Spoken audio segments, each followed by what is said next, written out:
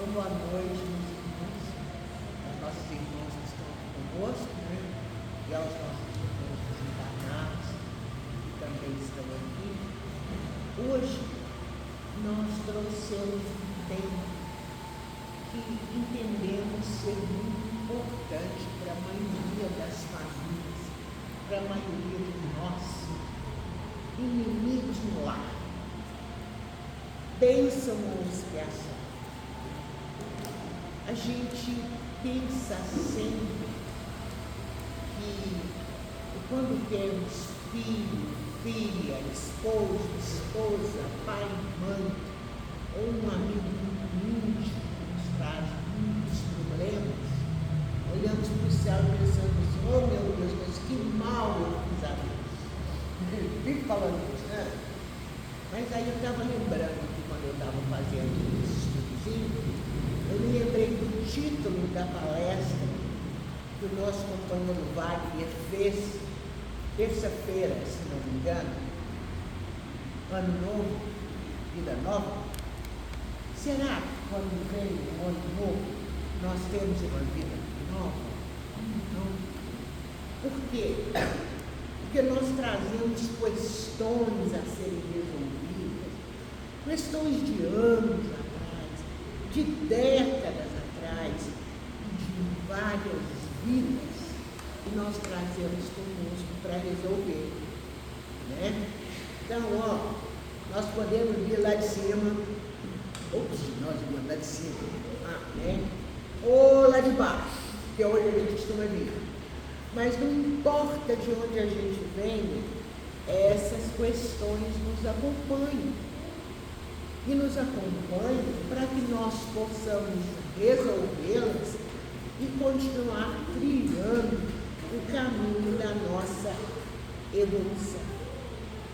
Então, naquelas pessoas do nosso grupo familiar e mais íntimo que nos trazem problemas, nós encontramos os nossos desafetos do passado, de várias outras vidas que vêm nos cobrar a dívida.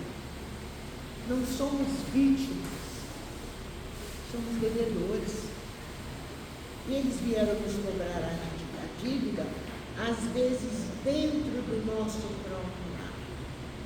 Quem aqui não tem ou não conhece uma família que tenha problemas com filho, com esposa, com esposo, com pai, com mãe?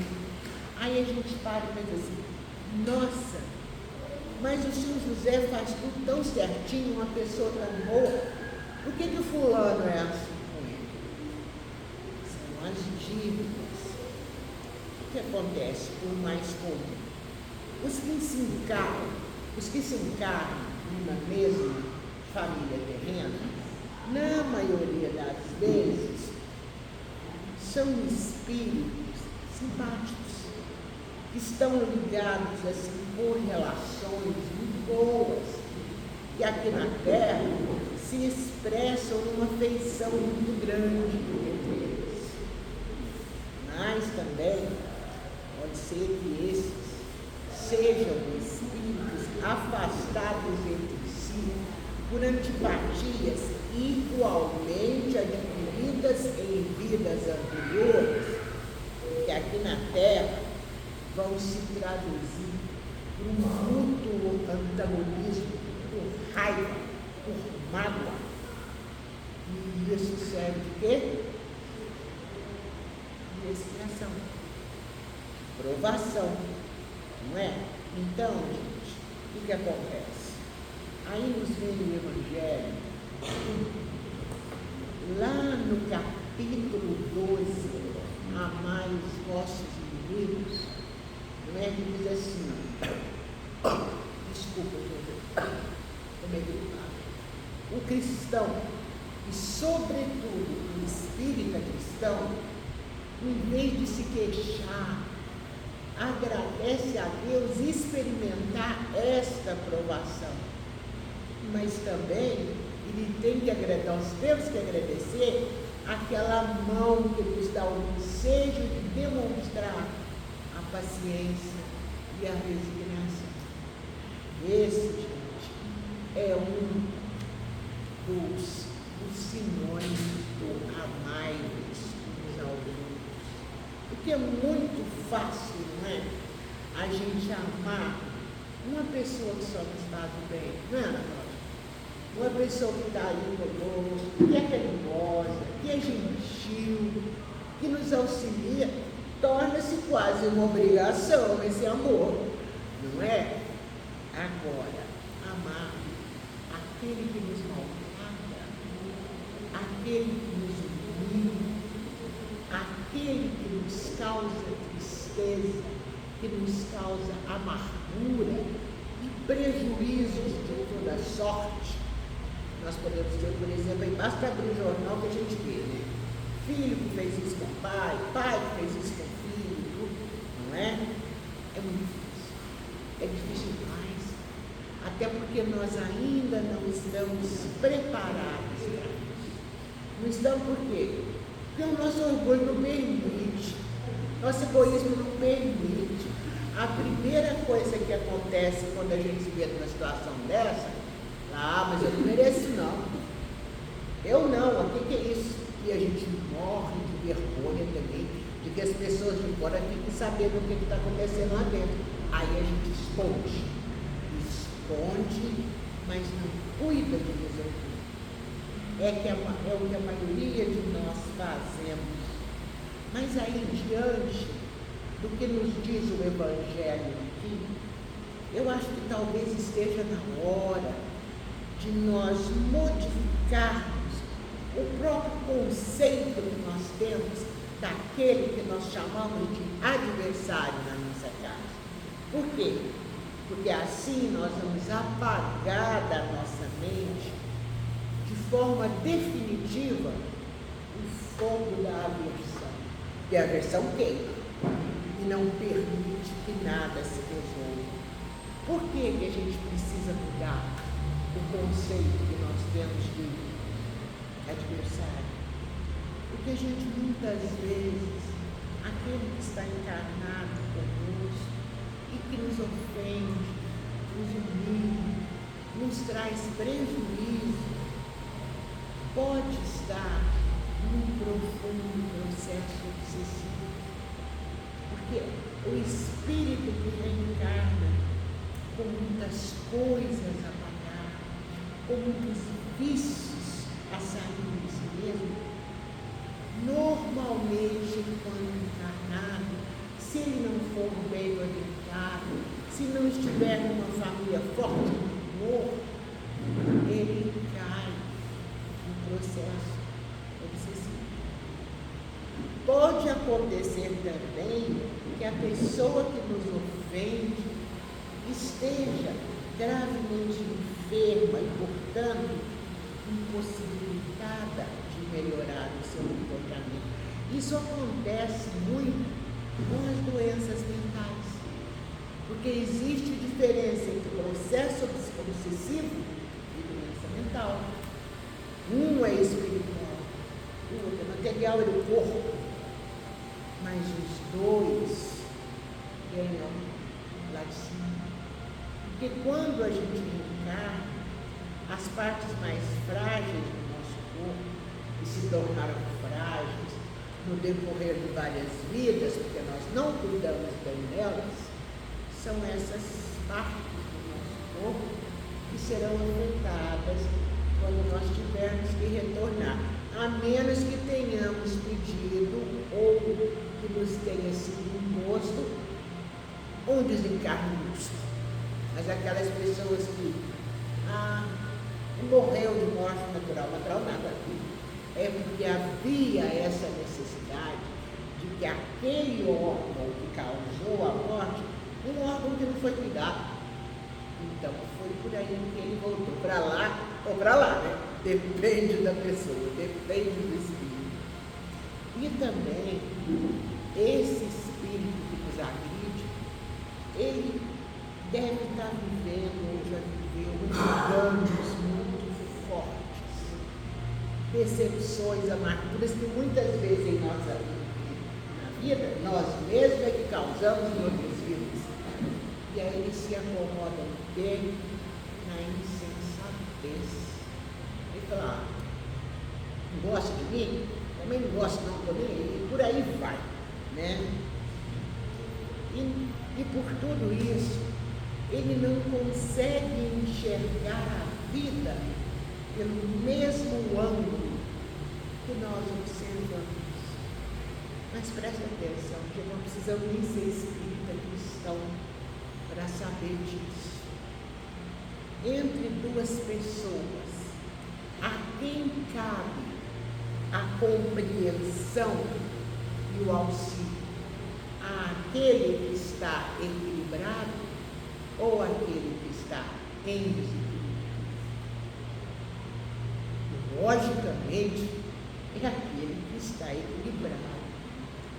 E só o fato da gente tentar ajudar essa pessoa que está dentro do nosso lar, nessas condições, já demonstra o quê?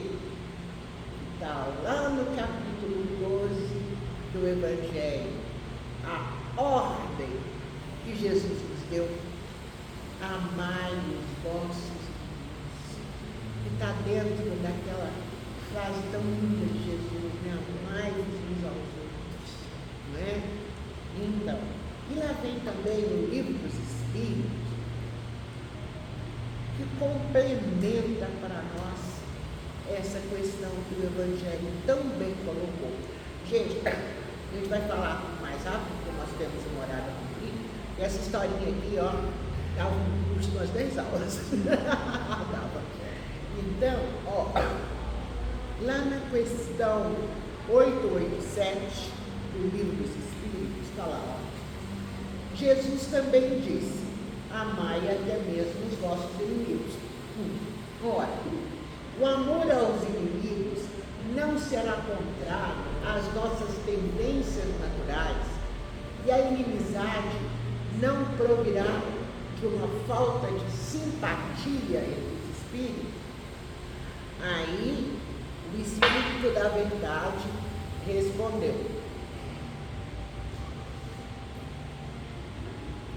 é certo que ninguém pode botar aos seus inimigos um amor terno e apaixonado. Claro que não, né, gente? Não é isso que Deus pediu, não é isso que Deus falou. Não foi isso que Jesus pretendeu dizer. Amar os inimigos é perdoar-lhes e lhes retribuir o mal com bem.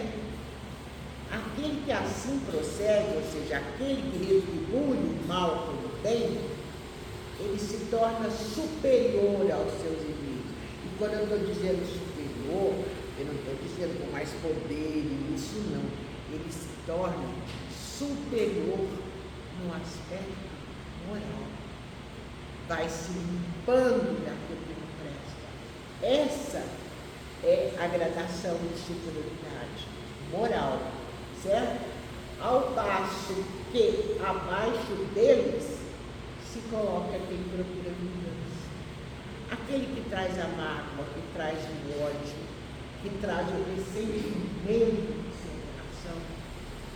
Muitas vezes essa pessoa infeliz fica até feliz quando vê o povo se dando mal, acontecendo alguma coisa, para aquele por quem ele nutre este antagonismo. Certo? Gente, o Livro dos Espíritos nos explicou isso muito bem. E isso nos faz entender o porquê que ao lado de filhos, pais, companheiros e amigos simpáticos, surgem também aqueles outros, né? Aqueles que desde o início, é preciso falar desde sempre, ele vai ver desde sempre, mesmo quando a gente fala desde sempre, a gente está se referindo ao começo dessa vida. Mas o desde sempre vem lá de outras vidas, não é? Aqueles que desde o início, desde sempre, já começam a provocar preocupação, irritação, angústia, tensões emocionais seríssimas aborrecimentos, angústias realmente, e cansaço físico e emocional. E normalmente esses espíritos, eles se caracterizam por um aspecto de rebeldia. São rebeldes. Rebeldes a tudo que pode orientá-los. São rebeldes a tudo que pode auxiliá-los. E aí, gente, esses são os irmãos problema que a lei da reencarnação trouxe para o nosso convívio familiar. E aí vai nos dar a oportunidade de renovar os destinos deles e dos nossos.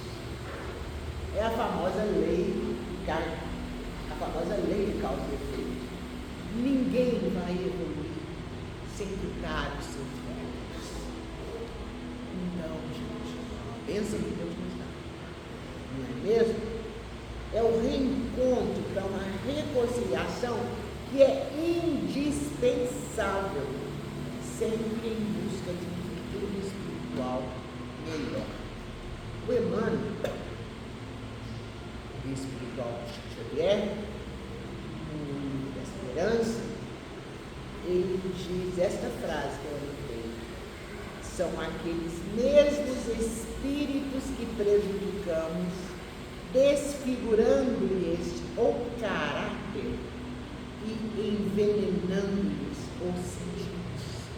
Dívida nossa, lei de causa e efeito. Vamos agradecer a Deus a oportunidade de quitar, né?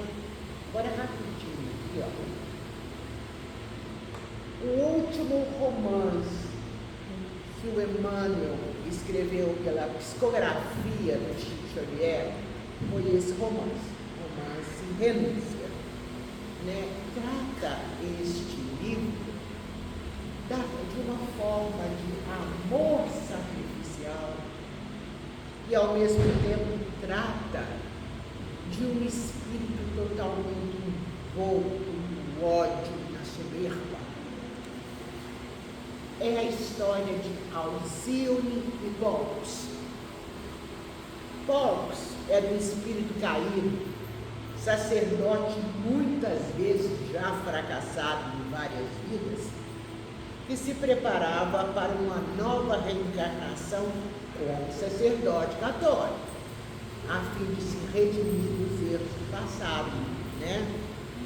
E Alcione, que era seu espírito companheiro de todas as encarnações, estava numa situação muitíssimo diferente, desenvolvia pesquisas no campo da música e habitava altas esferas espirituais.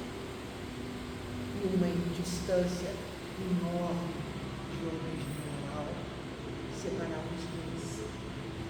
Mas ao mesmo tempo eles também estavam unidos por um sentimento de afeição invencível. Então, a fim de amparar o Poucos na sua reencarnação, Alcione também regressou à Terra em reencarnação sacrificial. Reencarnaram tudo e voltaram a se encontrar na Espanha, em Ávila, quando Alcione tinha 17 anos de idade e já nessa época o Poucos, que nessa encarnação chamava-se Carlos, já havia feito seus votos de padre. Alcione fez o possível para orientar esse jovem padre, porque quando ele a viu, ele se apaixonou por ela de novo, queria largar tudo, mas ela era um espírito superior. E fez o possível para que ele entendesse que ele tinha que respeitar os seus votos. Claro que tinha, porque ele havia reencarnado justamente para reparar os seus erros como padre, certo? E sublimar esse amor que eles sentiam, né? Mas o Carlos, ele tinha dificuldade de compreender as elevadas questões morais. Aí, diante disso, ela saiu da Espanha, ela se mudou para Paris, e um tempo depois o Carlos chegou lá, tinha saído lá na igreja, tinha deixado de ser padre e foi atrás dela para procurar. Só que naquele momento ela estava com problemas familiares seríssimos e ela não podia deixar a família para acompanhá-la. Aí ele ficou nervoso, enciumado e tal, e foi embora. Passaram-se alguns anos, quando Alcine se viu em condições de ir encontrá-lo, depois que ela já havia cuidado de todos que ela precisava cuidar, ela foi procurá-lo. Mas houve outra decepção. Ela chegou lá, encontrou o cara casado com outra pessoa, num casamento terrível, no qual ele era traído. Aí, diante disso, ela resolveu se tornar freira. Entrou para um convento e, com todo aquele amor que ela tinha, ela passou a ajudar todas as pessoas que se aproximavam. E o Carlos, traído pela esposa, separou-se dela e também voltou para os jesuítas. Só que ele foi com um cardeal na Inquisição espanhola. Não sei se todos aqui já ouviram falar da Inquisição. A Inquisição foi uma espécie de ditadura católica, onde as pessoas usavam aquelas de quem elas tinham algum entrevero, alguma coisa, e denunciavam, e essas pessoas geralmente acabavam mortas. Né? E assim foi passando os anos, e havia um padre lá no convento onde estava Alcine, que tinha o costume de molestar as freiras jovens.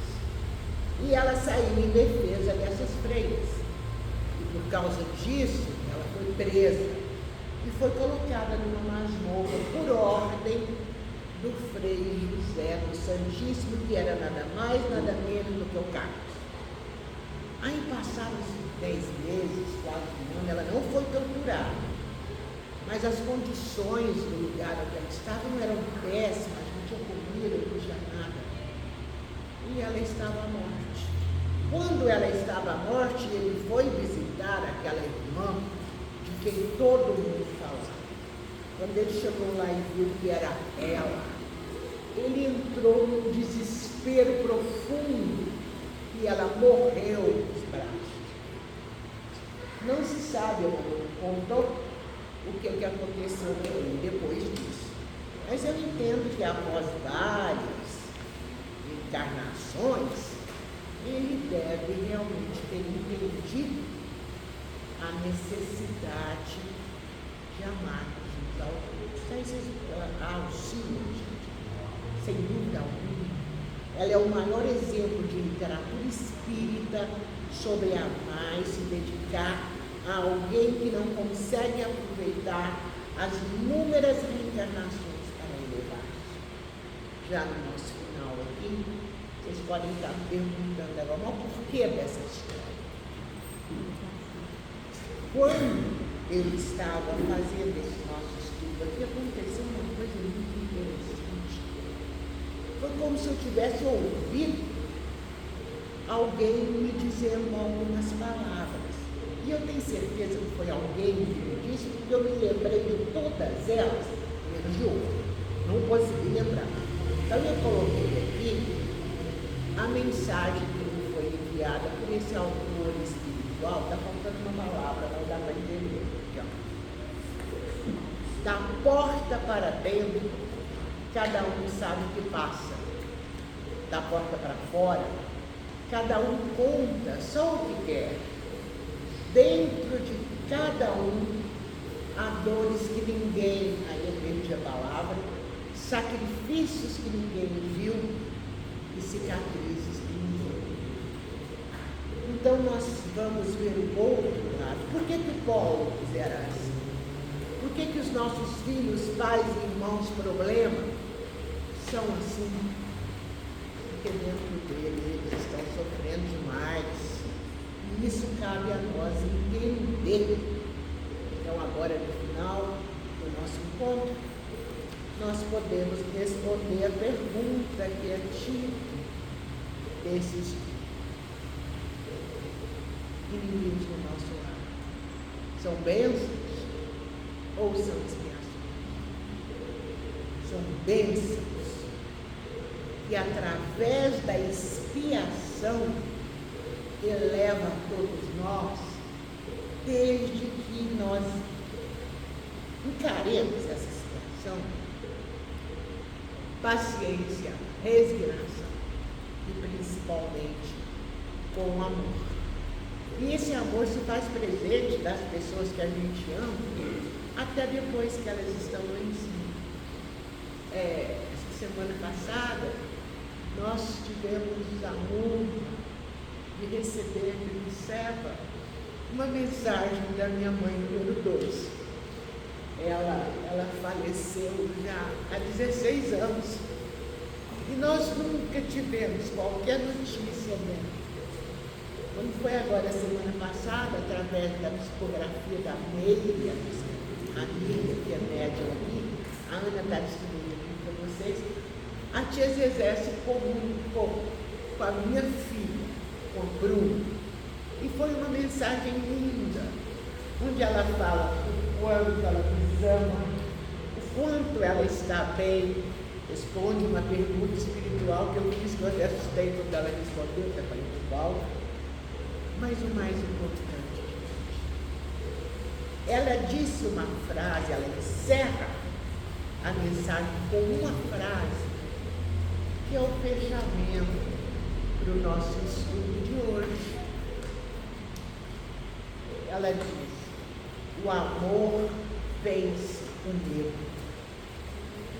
Todas as vezes que nós tivermos com o nosso familiar difícil, nós tivermos medo, sem saber o que fazer, vamos lembrar do amor? Vamos lembrar que nós devemos amar uns aos outros? Porque a minha tia Zezé diz que o amor vence o medo. Nessa mensagem que foi encaminhada à minha filha e recebida pela Meire dos Santos Barbosa, na reunião de apometria que no céu, no dia 5 de fevereiro. Então, gente, que Jesus possa continuar nos abençoando a todos e abençoando os trabalhos da noite do céu. E eu agradeço profundamente a paciência de vocês que ficaram me ouvindo aqui, encarnados e desencarnados. Que Jesus nos abençoe. Gratidão.